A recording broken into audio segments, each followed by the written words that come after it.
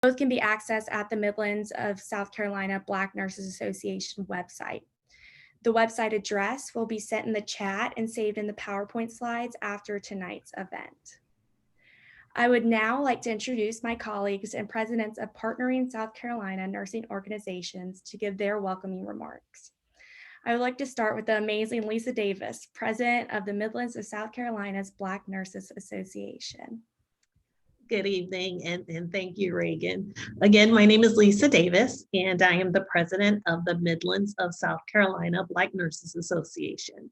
We are one of 115 chapters of the National Black Nurses Association and one of 3 chapters in South Carolina. Our membership is open to all nurses, nursing students, and others who are interested in our mission and strategic initiatives.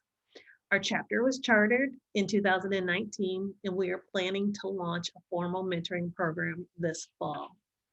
We are thrilled to partner in this webinar series that explores strategies for combating racism in nursing. As stated in last month's webinar, we are beyond the discussion phase, and we must really work to identify and implement realistic and attainable strategies. I'd like to thank the other nursing organizations, the 4 chapters of Chi Eta Phi sorority, the South Carolina Nurses Association, and the South Carolina Student Nurses Association for not only coming to the table, but being an active and equal partner in the planning and execution of this initiative. A special thank you to all of our participants for creating time in your busy schedule to join us this evening. I'm sure that you will enjoy the panel discussion as we explore this topic from a nursing education perspective. Finally, I want to give a big shout out to Reagan Kahn for moderating this evening's session. Thanks, Reagan, and I know you're going to do a great job. Thanks, Ms. Davis. Next, I would like to call on Ms. Angela Dykes from the South Carolina Nurses Association.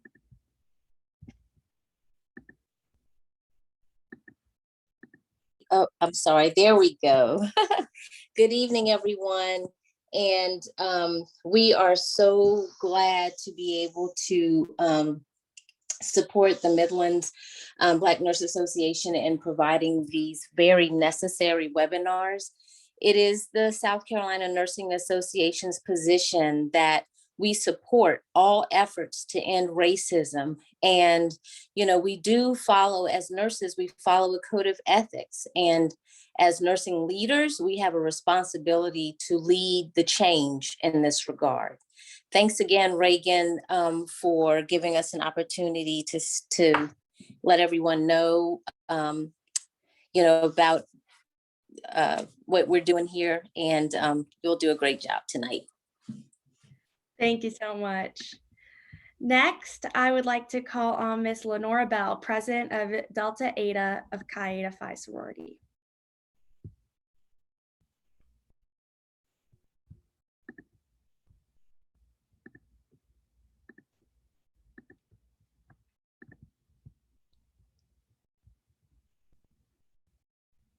Ms. Bell? Okay. Start over. Will do. Okay.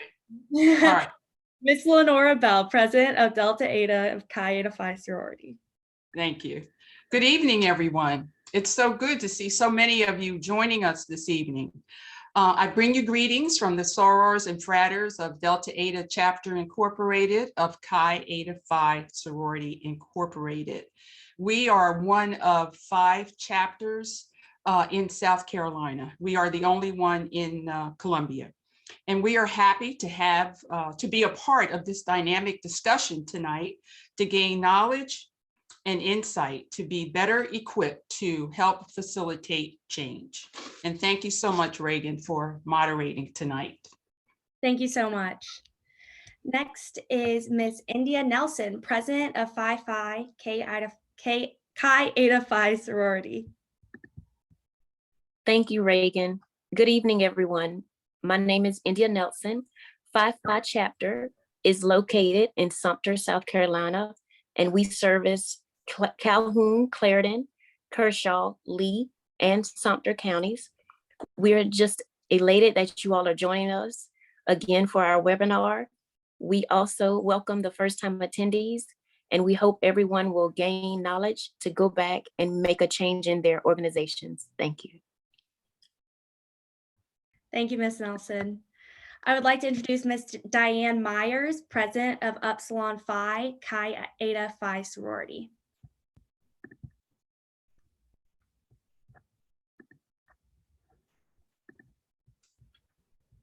I believe she is driving home, so we may have to go back to her. Okay, and I would like to introduce Ms. Latricia Tanner Myers, President of Zeta Eta Eta Chi Eta Phi sorority.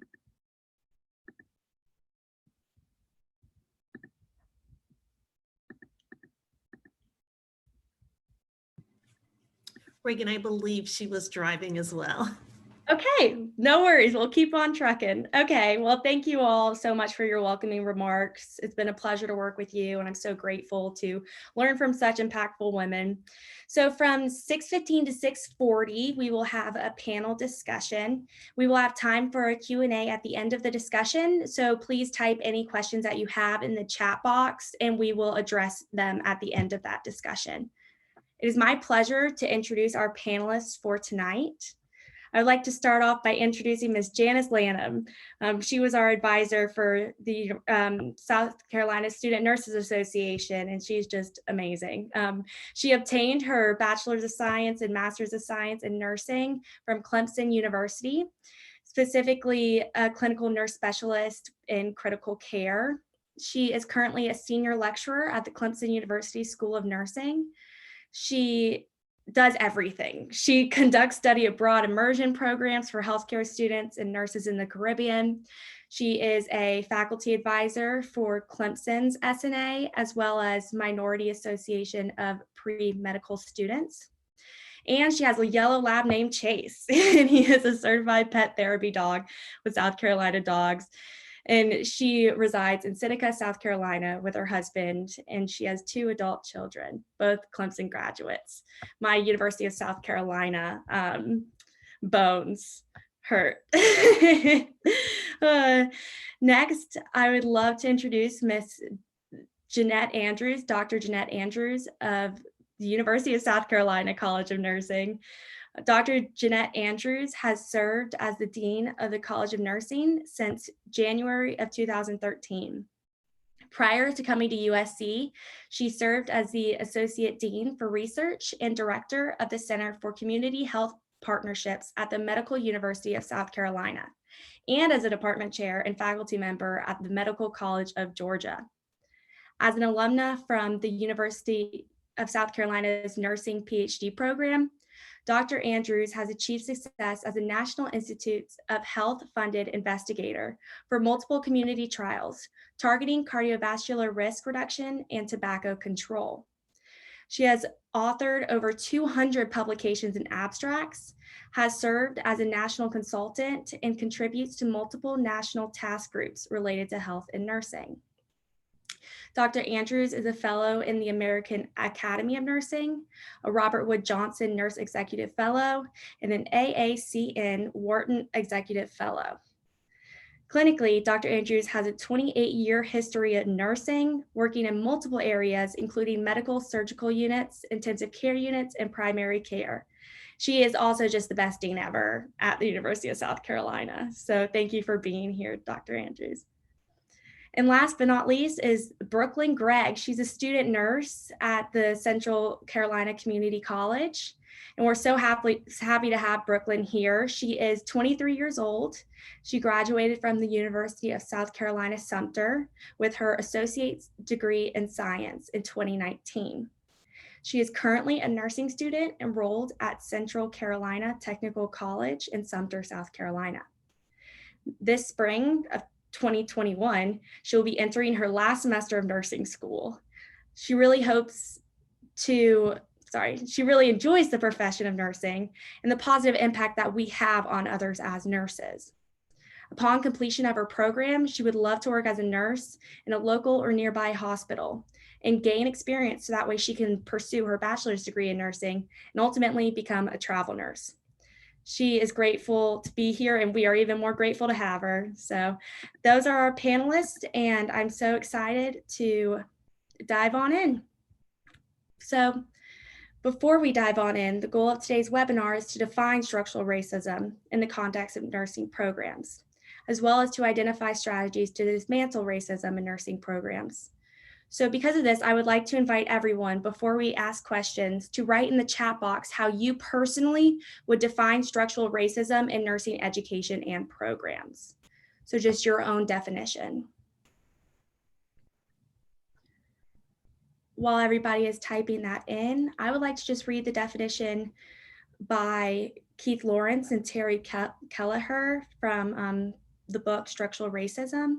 And their definition, I believe, encompasses what structural racism means. And it's that structural racism in the US is the normalization and legitimization of an array of dynamics, historical, cultural, institutional, and interpersonal, that routinely advantages whites while producing cumulative and chronic adverse outcomes for people of color. It is the system of hierarchy and inequity, primarily characterized by white supremacy, the preferential treatment, privilege, and power for white people at the expense of Black, Latino, Asian, Pacific Islander, Native American, Arab, and other racially oppressed people. I would love to see your definitions. Eliminating,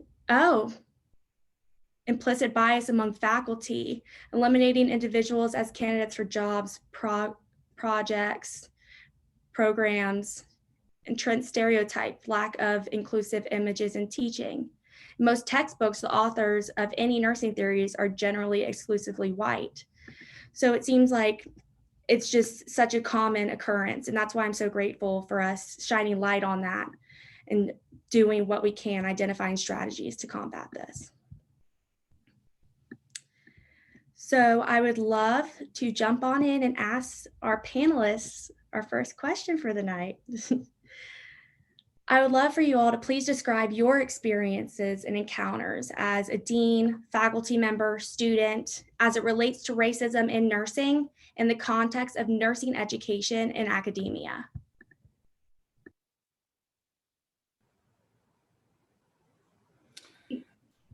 So I'll start. Ms. Jeanette Andrews from the University of South Carolina. Thank you, Reagan, for your introduction. And I want to thank the Midlands Black Nurses Association, the South Carolina Nurses Association, the Chi Phi, the Student Nurses Association for hosting us tonight. I guess when I thought about this question, I thought about my own journey, and I'm willing to open up a little bit and kind of talk about a journey for me through this process.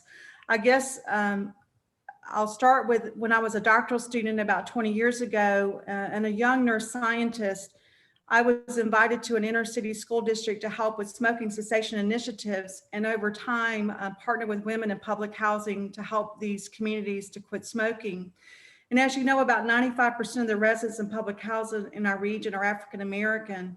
So I began reading some literature, some of David Williams' work. He's a sociologist on racism and harmful effects of segregated neighborhoods. And I also read some common literature such as The Bluest Eyes by Toni Morrison and I Know Why the Caged Bird Sings by Maya Angelou to better understand some of the issues and perspectives from a patient or participant perspective. And as the partnerships and interventions grew with public housing communities, eventually working with 16 neighborhoods in Georgia and South Carolina, I began to study racism effects on health and disparities that ensue. I could pretty easily pick out examples of structural racism that takes place in these impoverished, segregated communities. And I'm thinking of one in particular where we were in a neighborhood in downtown Charleston that was kind of bricked off from the area from tourists because at a couple of times a day, the horses and carriage would ride by with white tourists. And and my team would be in the neighborhoods for hours at a time and kind of could sense the differences there, if you would, between, the community that was kind of walled off, segregated, while tourists were riding by on the horse and carriage. It was just really kind of starking to me, and how trust was really challenging for individuals, because if they were out, in areas, they would often be assumed if something went wrong, it had to be somebody from that neighborhood. So I kind of started thinking about segregation and the effects of racism in that context. And quite frankly, as my journey over time, I've had some very poignant one-on-one conversations with colleagues in regards to an individual who had been neighbors with a person for a long time, and their neighbor put up a Confederate flag next door, about sons wearing hoodies, and we both had sons, and being raised on how to respond if the police pull you over. In 2012, I was in Charleston during the Trayvon Martin shooting and others. It was after the death, though, of George Floyd that I had a very emotional experience with my African-American faculty and staff, and had a listening session just with them to understand their viewpoint and their personal experiences with the challenges that were going on. This was a very moving experience for me. And I vowed at that time to do more than just be sympathetic to my colleagues, but to take action and even be more purposeful here in our college. We were doing some things, but this was really, I wouldn't say it was a tipping point, because I think we've been tipping this way for a long time, but this was a very personal tipping point for me to promote inclusion and anti-racism. To be fully transparent, I've always known that I've despised racism in every way, concerned about it, talked about it within our circles, but I've learned, especially in the past year, that despising racist acts or racism is different from being an anti-racist. And if you read Ibram Kendi's book, an anti-racist is someone who supports anti-racist policies through their actions and expressions. So my personal journey continues. And I'd just like to quickly point out that likewise, many national nursing organizations like the National League for Nursing and the American Association of Colleges of Nursing are doing a lot more work recently in the past several years to address racism in nursing education. For example, the National League for Nursing has developed a toolkit for diversity and inclusion, and the American Association of Colleges of Nursing hold multiple forums, speakers, conferences, committees, task forces, and others. And Dr. Jennerette and I, Dr. Jennerette's our Associate Dean of Diversity, Equity, Inclusion at the College of Nursing. We were invited to do a presentation for AAC, and it was a special conference on diversity, equity, inclusion just this December. So I'll talk more about some things we've done in the next session, but I think for me, being a Caucasian female in this discussion, it's been a journey, and it continues to be a journey for me. Thank you for that, Dean Andrews. I absolutely agree. I'm learning every single day, and I am so grateful for this opportunity for everybody to be transparent and let yourself be uncomfortable, so that way we can learn and grow. Professor Lanham, do you have any input? Thank you, Reagan, for moderating this session. I also want to thank the Midlands Black Nurses Association. Honored to have Chi Eta Phi as well. I am a member of Chi Eta Phi, was past president of Delta Phi chapter from Greenville, South Carolina. So honored to have you ladies with us as well. We need people like Jeanette and Ally, and same as my department chair, Kathleen Valentine, who's also on this in this seminar. We need to have allies like that who are in leadership roles who can really make a difference. So my experience, I don't want to understate the experience that patients have when it comes to structural racism and the impact that it has on patients. Students as well, students of color who are predominantly white institutions who also have challenges and issues impacting structural racism, and faculty members. Among faculty members, and when we go out and we're engaging with our clinical partners. So there are lots of windows that you can look in, and I don't want to understate those other perspectives, but I'm here to share my lens as a faculty member in a couple of different ways. My experience at Clemson with students has primarily been in the clinical setting. So even though I've been at Clemson about 20 years, about 15 years of that have been spent in the clinical setting, some in the classroom, mostly in the clinical setting. And it wasn't until recently where I started teaching more on campus as we expanded our program and I was needed more there. But I think my challenges arose primarily in the clinical setting. Couple of reasons or a couple of results I think that impact nursing education because of structural racism, the lack of diversity in the field, is when I go into the hospital setting, I'm typically the only Black nurse on the floor. And I can remember coming in on more than one occasion where the charge nurse would pull me aside and say, especially at one particular institution where it's a small community hospital, charge nurse pulled me over. And this has happened more than once where the charge nurse told me that the patient in room A does not want a Black nurse taking care of them today. And I'm like, okay, well, I'm the instructor. Would they prefer a white student that's being precepted by a Black faculty? With that, I'm always trying to negotiate it because I want my students to be exposed to that. Even if the patient doesn't want me in the room, I still want my student to engage in that, and let's explore what this challenge is, because my students tend to be, because I teach at a predominantly white institution, they really tend to be thrown off guard by those types of requests. Not only do I have those challenges, in a room with a male white student, and the patient was on the telephone, and even though I'm in my white uniform with my name badge, and the student is in their School of Nursing, I guess what we call tunic or scrub top that clearly says School of Nursing on it. The patient said, "Oh, my doctor," she's looking at the student. "Oh, my doctor's here in the room to speak with me. I got to get off the phone." And so I kind of chuckled because it's laughable, but it's not funny. And those are hundreds and hundreds of examples that I have going into a clinical environment as a faculty member, particularly when you're in some of these small towns. You're not in an urban setting.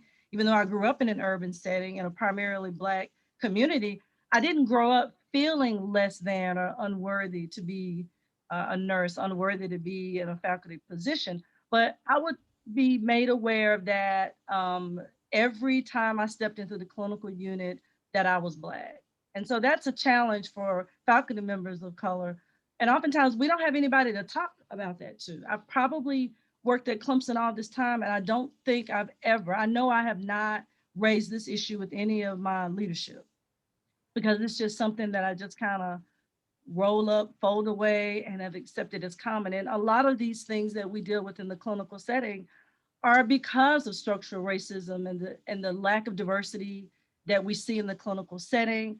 I tell my students, if you're in a city in Atlanta, you won't have a patient particularly asking, "Oh, I don't want that Black nurse in here," because there are so many of them in a large city like in Atlanta or in LA or a larger urban setting. So those can be challenges. And then the thing I think that has been most uncomfortable and painful for me is thinking that I had an ally or a colleague that I may have worked with for years, who I thought I knew and I didn't know because of something that they posted maybe on social media, or some way that they came at me that I felt was revealing at that time. Maybe I've worked with them for 10 years and then realized, wait a minute, this person is not for me.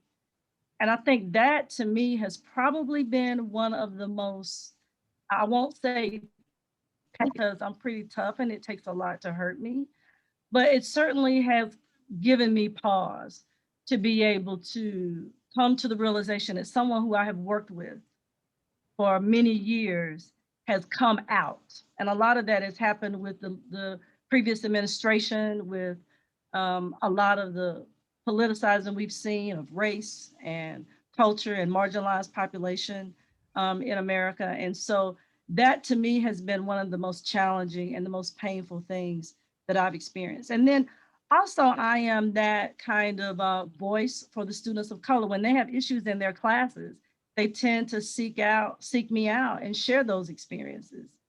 So being that kind of that person that can kind of stand in and be that listening ear for the students of color who may feel like they don't have anybody else that they can express these grievances to that happen in the clinical setting, because they are many. And oftentimes we don't talk about them and we don't have anybody that we can express those to. So that's kind of my perspective right now, Reagan. Thank you so much for that perspective, Professor Lanham. I know that I'm sure everybody in the clinical setting sadly has witnessed structural racism. And like you said, in Atlanta, it's completely different. I grew up in Atlanta, completely different. But then when you come to the South, it's a real issue. Brooklyn, would you like to explain your personal experience in the clinical setting as a student? Sure. Well, thank you first for having me here. I appreciate the introduction. I'm flattered. As a nursing student, I really never thought that I would even have as much of a story to tell regarding this type of thing thus far, since I'm just in the beginning. But of course, yes, it can happen to anyone really. Um, and my journey at Central Carolina has been really amazing. It's been nothing but amazing. But this hasn't been my first rodeo with nursing. I've been in another program, and that's when I really experienced and got to see like racism in nursing. And as you said, with being in the South, it's something that is still present today. And a lot of people think it's a thing of the past, but really, that wasn't too much long ago.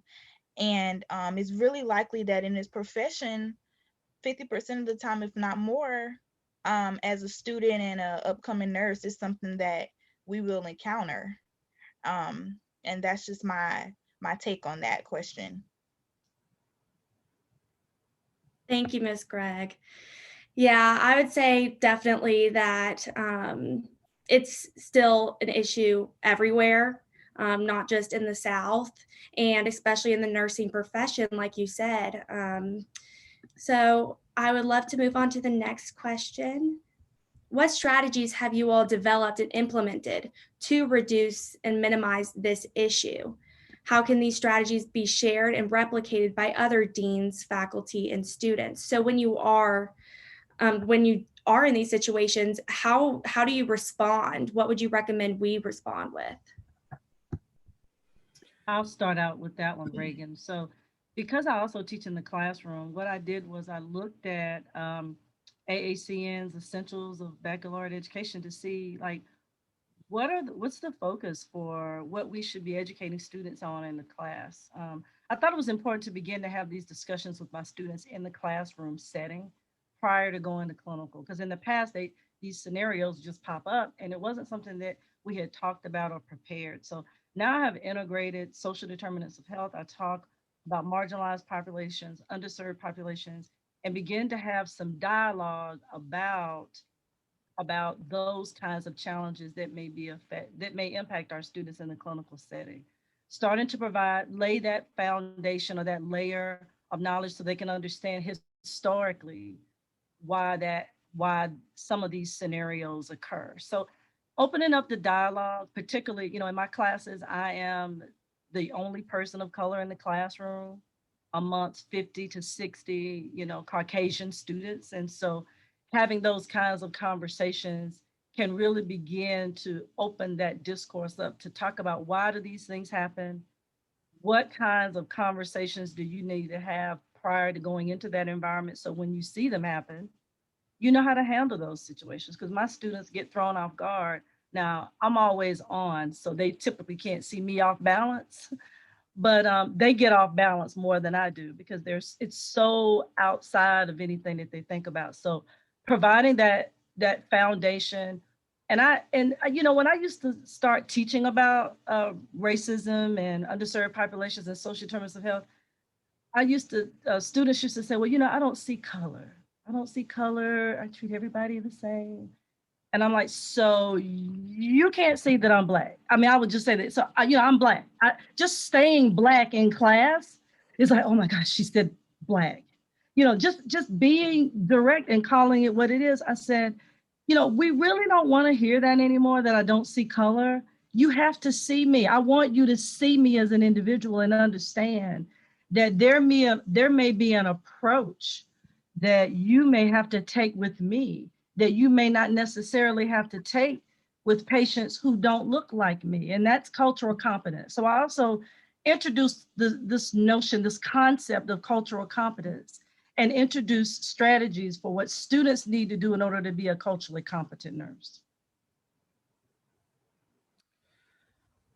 Thank you, Janice. I applaud your work, and I think that all of us, no matter what our role, need to continue to speak out. And, you know, we can't brush these behaviors by patients or colleagues just under the table. We have to call it out and address it.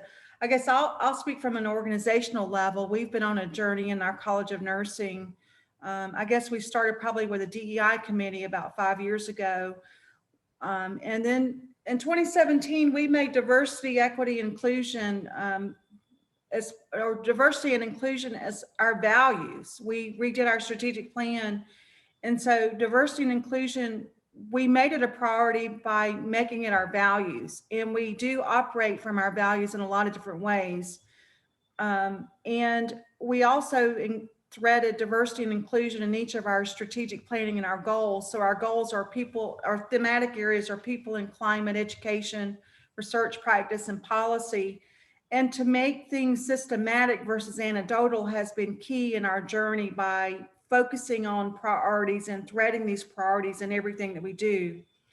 And one of the first things we did after this was a climate survey. And our minority faculty and staff through the survey voiced concerns about our climate and that we need to change. And I'll have to say that this was a heart-wrenching and humbling for me to hear. You know, you think you're doing something, but it's not enough. And it wasn't enough. And they were absolutely right. And having these data were really instrumental for our team. We shared the results with our team and really, I think, heightened our commitment on this journey that we had to be better. And so several things have happened over the last few years. We've done some training on implicit bias, microaggressions, search committee training. We hired our associate dean for DEI in 2018. We were one of the first colleges to hire an associate dean. Our university did mandate for us to do this. And a lot of my colleagues across the university kind of promoted from within. And my thought was, if we're going to really change our college, I need a strong person who's going to speak out and who is going to push me and our team to really make change. And so if you know anything about Dr. Generette, she's all those things. We have moved to a holistic admission process for undergraduate and graduate. So our undergrad, it takes about 2 years to get all this approved and through the process at our university. So while historically we've been a GPA focused admission for undergraduate, a very competitive process, as most schools are, it's very difficult to, we've got some more students than we have room for, but we've been GPA focused for decades. And so now for the first time this fall, we have a holistic admissions process for our undergrad students, and we're fine-tuning our holistic admission for our graduate students. We put a DI rep on all of our faculty councils to ensure inclusive excellence with all operations, on student grievance committees, on search committees. As part of our values, we have what we call this Gamecock Greatness Card. So it's a way to kind of call out somebody who's doing something good. It says, we can't stop talking about the great things you do. And on the back, it has our values. And we try to tie our values in everything we do. So diversity and inclusion is part of our values to remind people to adhere to our values. We started a DEI walking circle. That's just a small conversation to walk around the campus that's kind of a little more informal, to talk about DEI issues with myself and our associate dean. We also have a forum called Small Conversations, CON for College of Nursing, small conversations around DEI that's informal with small groups. We find these are helpful.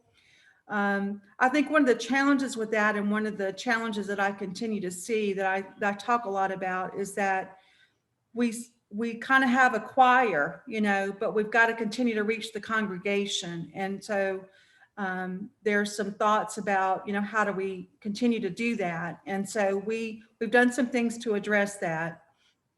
One of that is to have the DEI participation on annual evaluations for faculty and staff. So while we have these different forums and training and activities. While some of them are mandatory, some of them are not. Now we're putting in evaluations. Are you participating in this? We too have been integrating the social determinants of health in a curriculum in both graduate and undergraduate. We're just publishing a paper on this. Done a lot of training around simulation. We have a fantastic simulation director, Dr. Krista Murillo. She's gotten 2 grants to really support the integration of social determinants of health in curricula in the simulation lab. And she has also been training other nurse faculty around the state. And then we started this year a series with Clemson and MUSC, panel discussion across the state. We wanted, as Coretta and I were thinking about, what can we do to really make an impact across the state of South Carolina? We had this series with Clemson and MUSC and USC, and this year's focus is on African-American faculty and staff and racism issues. We focused on recruitment, retention, career advancement, health disparities, and others so that we could co-learn and grow together. And so those are kind of some specific things, and there are others. One other thing I'll share is that Coretta started a Carolina Cares cupboard, and it's just to support students with needs such as foods and snacks, books, scrubs, clothing for interviews, and emergency financial assistance. And we've used several of our development fundraising opportunities to fund this initiative. So we've done a lot of different things to try to make our act to be actionable, and we've increased our faculty recruitment. We now have about 25% of our faculty are minority faculty. Our graduate enrollment continues to increase, and we're looking at undergrad student enrollment. And I think that over time we will be able to continue that, and holistic admissions will really help that with undergraduate admissions. But I think you've got to look at systematic structural ways to make actions to address this in a college. And these are just some of the things that we've done. Thank you so much, Dean Andrews. Before we move on to the Q&A section, I would love to ask Ms. Gregg one more question. As a student, what advice would you give other students in addressing this issue? Well, as a student, I feel as if to fight racism as it is and discrimination, we should always recognize and understand our own attitudes and actions first. Be open to controlling our own biases and thoughts and things. Go into things with an open mind and a clear mind. Manage your actions and your voice. Have your own voice, and always learn from your mistakes. That way you can educate others off of experiences that you've been through. I feel like if we practice these things and respect one another and be open-minded, then we can, I'm not saying it would just end it, but if the majority of your nursing students or your peers is doing the right thing, then you could persuade and move someone else, at least one person, to do the right thing when it comes to racism. Thank you so much. Ms. Daney wrote, taking self-inventory, self-reflecting, evaluating themselves, and truly evaluating their morals may be a step. And I completely agree. I believe it's, hitting home with these students and educating them so that way they are prepared for the clinical setting. I would like to ask the panelists a question from Ms. Coretta Jenneret. Ms. Jenneret says, I do not know whether it is an unconscious bias, but on one occasion while working on a project with infant mortality, nurse told her that Black babies are stronger and can survive better than white babies. So how does nursing education address beliefs about their patients that will impact their patients?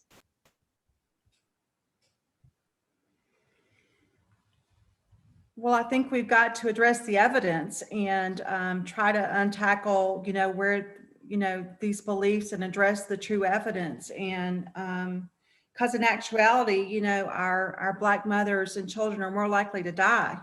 Right. Because we know there's a lot of evidence on, morbidity and mortality in African-American women during childbirth or pregnancy, and also their children. So I think you've got to point to the real evidence of what's really going on and correct those things so that people really understand. Yeah, Reagan, when I have issues that come up like that in the clinical setting where the nurse preceptor may say something that is false like that, I give the student, I lead the student to the evidence, and I said, the evidence here validates this, and this is how I want you to have this conversation with your nurse preceptor. Go back to her and take this evidence-based article and take this data and say, you know, nurse so-and-so, I heard you mention da da da da da. Well, I found here in this particular, in the journal of wherever you found this content, it's going to be evidence-based, and have them begin to initiate a discussion. I encourage that. And I wouldn't say I demand it, but I certainly encourage it. And I expect follow-up. I said, now I want you to go have that conversation with your nurse preceptor and then let me know how that went for you. So it forces that student to look at the data and see what the statistics say about that statement, and then follow up, clarify, confirm, and validate what the evidence says about that comment. Mm-hmm. Thank you, Professor Lanham. And just to clarify, these are questions from the audience. Another question is for Dean Andrews. Is there any accountability for racist behaviors? Well, to be transparent, there probably hasn't been historically. There hasn't been historically, but by putting our values and our your response to DEI and your participation in DEI as part of the evaluation, I think that's where the accountability to faculty and staff hold. And I think with continued work on revising student handbooks and being really clear, I mean, I think we have, you know, policies on, you know, bad behavior, inappropriate behavior, but I think the language needs to be more clear and people really understand. And, you know, Coretta and I have talked about this. I think, you know, we have to, it's not a one and done and you're out for some things, but I think that people need a learning opportunity and growth, and not just shove it under the rug and say, well, it's okay. You shouldn't have said that, but let's keep going. I think it needs to be addressed. And the more things you can put in place, like with evaluations, student evaluations, faculty evaluations, that we hope helps build accountability for it. Mm-hmm. Yeah, and I also think you know, I think there's an expectation that oftentimes nurse leaders have of their faculty, the expectation that, and I think that can also turn behavior around as well. Jeanette, don't you agree? Like, I agree. I'm sure you have certain expectations that you have of your faculty, and you sit down and you look them straight and say, look, it's the same as with my students when I'm in the clinical setting. I have an expectation that you will. And I think that right there can also change behavior. I mean, do you think? I do, and I think one of the most critical things we need to do is to increase our faculty and staff hires, you know, of African American. I know when you're the only one, you know, you need to have a critical mass, because the critical mass lends voice, right? So the more African American faculty I hire, it seems the more comfortable people are in speaking out, because they're speaking out as a group. And it gets same with students. So I think that's really critical. I think one of the key things that's happened at the University of South Carolina is, for the first time, we have an African-American provost. The provost is the person who's over the deans. And our university level DEI person directly answers to the president. And so that to me has been critical in changing things, changing the conversation. When you have really top senior leadership who are minority and are pushing and pushing to continue to on this journey that we all just need to keep getting better, and we all need to keep addressing it. But that's been critical. So I think a critical thing is for leaders who have hiring decisions, you've got to increase the diversity on your team so that you can really improve inclusive excellence on your team. Thank you. We have one last question before we wrap things up. With this webinar series, we are raising awareness about structural racism. What action items can South Carolina nursing organizations, such as ours, take to combat racism in nursing programs? Who else do we need to collaborate with? Well, I'll go ahead and start on that. I think this is a step in seeing this collaboration of all these different organizations, from Chi to Phi to the Black Nurses Association to the schools of nursing in this state. That to me is a really big step in formulating a group that can have this kind of open discourse and dialogue and understand how vitally important it is. That's the first step. My second step would be partnering again with HBCUs. I think there's an opportunity for PWIs, predominantly white institutions, to partner with HBCUs. That has not happened. And I think it's sad to see a HBCU maybe have poor performance as it relates to NCLEX when you have a neighboring predominantly white institution that has high scores. And I think there's opportunities to also, as far as helping these students and collaborate and teamwork, but also creating that pipeline for diversity. I think that to me is one of the biggest solutions to increasing hires of diversity candidates is partnering with these HBCUs, developing 2+2 programs, and looking at those schools as our pipeline to increase the number of diverse candidates that we see, or applicants that apply for academic positions. I would agree with that. And I saw Dr. Shannon Smith on the call earlier. We've been fortunate to establish an MOU with Dr. Smith's team at Claflin for entry into our master's entry into practice nursing. We're really excited about that. And I totally agree, Janice. I think there are 4 main actions from an organizational perspective. It needs to be a priority in your organization, whether it's in your values or priority, but somehow it's got to be a priority and it's got to stay at the top of your list. You need to secondly develop, assess, and improve systems and policies that mitigate harmful biases and eliminate racism. And I see on the chat that you need to address when things happen in the clinical or classroom setting that yes, you do need to address it right away. I think that's absolutely true. But I think you've got to have these structural ways to mitigate it in a long-term basis, like on evaluate, have it on people's evaluation, and things like that. Thirdly, to integrate equity into curricula. I think we've got to train nurses how to care for all people. And this has to be, we've got to disseminate dismiss myths and create pathways. If a lot of our students are majority white and, we need to teach them cultural competence and cultural humility and teach them how to properly care for all people. And lastly, as I said earlier, to continue to increase enrollment of diverse students and hire and retain faculty and staff of color. That's got to be a priority for organizations. Thank you. So we have 3 more minutes, so I'm going to squeeze in a couple more questions if that's okay. What is the best way to address racism/bullying as an African-American male? By staying silent, I feel like I am saying it's okay, but when I speak up, I am looked at as an aggressor. That is from an audience member. Well, I think you've got to speak up. I think you've got to find a person that you feel like you can talk with, who will be your ally in some way, who will listen. And I think you got to speak up to your colleagues, because staying silent is what we've done. And that's, as a Caucasian person, Caucasians who've stayed silent, we have not helped the cause at all. And if we're going to be anti-racist, we have to speak up. We have to use our voice and our actions to speak up, and not just think it's a bad thing or be sympathetic, but you've got to speak up.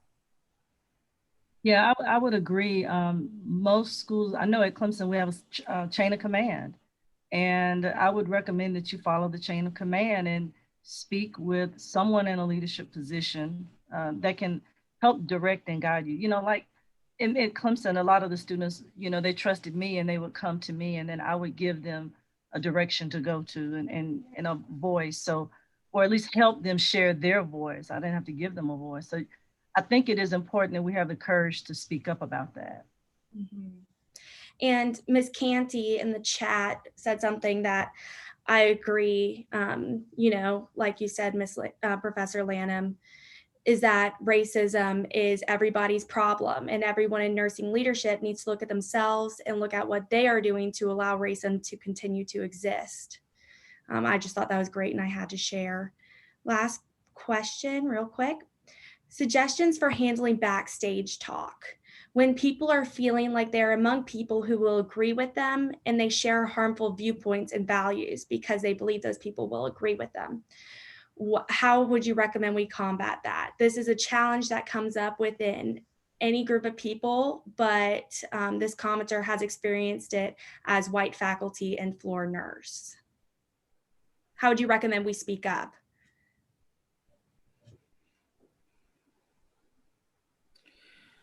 Well, as an administrator, bag talk doesn't do anything productive for me. I mean, my motto is deliver the mail to the mailbox.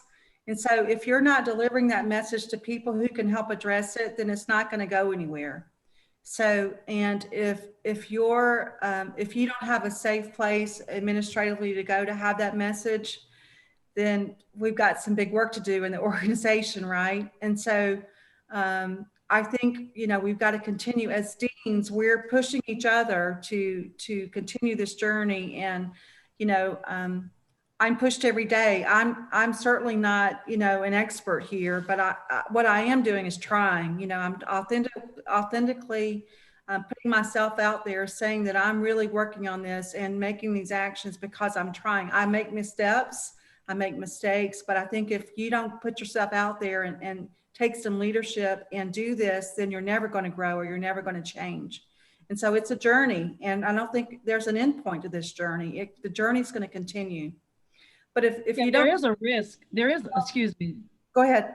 There is a risk in speaking out, Kate. I get you. I mean, I feel you. I mean, in the past, years ago, it would have been professionally, it could have been professionally detrimental to speak up. You're labeled as an aggressive, as intimidating. I don't know how many times I've gotten in on my evals. She's intimidating. Like, for what? Because I tell the truth. I mean, I'll never understand that, but I get that. But I think that we are at a point, we're at a tipping point now where we do have that voice to say, because the world knows now, after watching the murder of George Floyd, that, wait a minute, what these white folks were talking about might have been real. And so I think now more than ever, we have an opportunity to speak out in a different way than we probably had years ago. Mm-hmm. Thank you so much. So we will wrap up the panel. Thank you so much for our panelists. You all were amazing, and I would like to thank you so much for your insight. And even one of the comments says, this dialogue is significant for me as it has allowed all the things I've been feeling but questioning myself to be confirmed and validated. So I want you to know that you are making a difference, and thank you for being here. So just some last minute housekeeping. Contact hour is pending, and the evaluation will be emailed to you all approximately 2 weeks after the event. This email will be from the University of South Carolina College of Nursing Center for Nursing Leadership. I would love to see everybody at next month's webinar as well, which is called Creating Change to Promote an Inclusive Workplace. That is on May 10th at 6 p.m. I would like to challenge you all in the chat box to answer this question. What can you or your organization do, and what do they represent to reduce, let me start that over, I'm sorry. What can they or an organization, oh my goodness, I cannot talk. What can they or an organization they represent do to reduce structural racism in nursing education / programs? And if you will just leave your answer in the chat box before you head on out, that would be greatly appreciated. And thank you so, so, so much. Reagan? Yes. I just like to thank you for moderating this session. I'm so nervous. You did wonderfully. Good job. And I also want to acknowledge Dr. Martha Dawson, president of NBNA, who joined us. So thank you, Dr. Dawson, for joining us this evening. Is Dr. Dawson still on here? I don't see. Yeah, she is.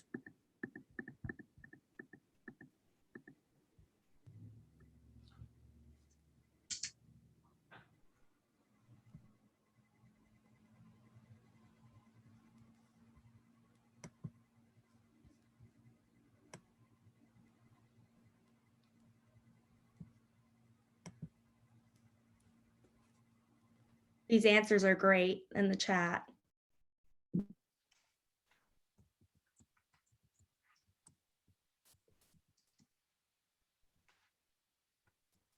I'm sorry, President Lisa, my system was acting up a little bit, but thank you very much. I really and thoroughly enjoyed it. And thanks to all of the participants. You all are doing a great job. You're leading the way, so thank you. Thank you, Dr. Dawson. Thank you.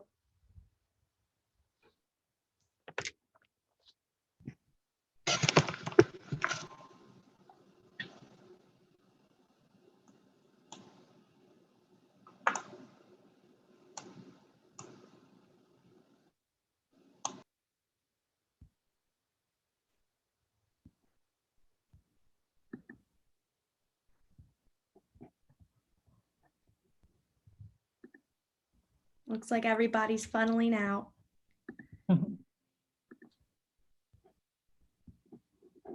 Thank you, everyone, for the opportunity to have this discussion. It continues to push us to grow and to be better. And I am privileged to have been invited to speak today. Same here. Thank you. Y'all definitely offered an amazing perspective from a faculty's point of view. Yes, thank you for joining us this evening.